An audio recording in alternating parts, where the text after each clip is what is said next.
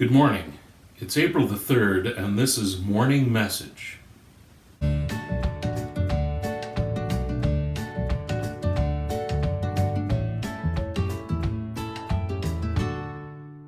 Good morning. I'm Archdeacon John Clark, rector of St. Paul's Church, and I hope that you're all doing well today. I've been talking a couple of times about Fiddler on the Roof, and I remember the first time I went to see the movie, and I was surprised at how many of the songs I was already familiar with. They had become hit songs, or I heard them lots on things like The Ed Sullivan Show or something like that. Tradition, Matchmaker, Matchmaker, Make Me a Match, If I Were a Rich Man, To Life, Miracle of Miracles, Sunrise, Sunset. So lots of really wonderful songs out of that one musical. One of my favorite songs isn't one of the big popular ones. It's a wonderful little scene between Teviar and his wife Golda. One of the issues that they're facing is that they had an arranged marriage, but their daughters want to get married out of love. They want to marry the men that they're in love with. And Teviar's struggling with that idea. And he goes to his wife and he wants to know, do you love me?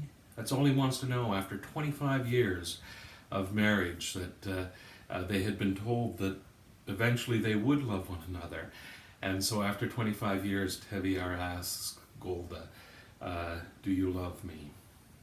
And initially her answers are very practical. She says, well, our daughters are getting married, there's trouble in the town, you're upset, you're worn out, go inside, go lie down. Teviar kind of accepts all of the answers, but he keeps asking that one question. Do you love me? Do you love me? And finally, Golda says, yes, I love you. And he says, I love you too. And then the two of them sing together. After 25 years, it's good to know. It's good to know that we're loved. We want to be loved by other human beings, of course. But we also want to be loved by God.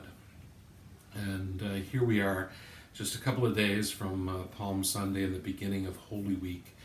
And one of the things that we should try and keep in mind in the midst of this season, and even in the midst of a pandemic, is God's amazing love for us.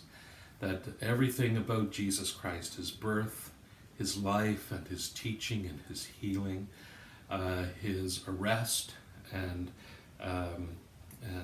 trial, mock trial, and his crucifixion, and his resurrection and his ascension, everything about that at its core has an essential message about the tremendous love that God has for us, that God has for all of creation.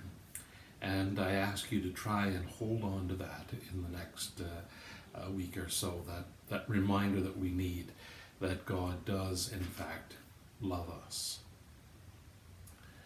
I hope and pray that your day goes well and that you will have a sense of that tremendous love that God has for you today.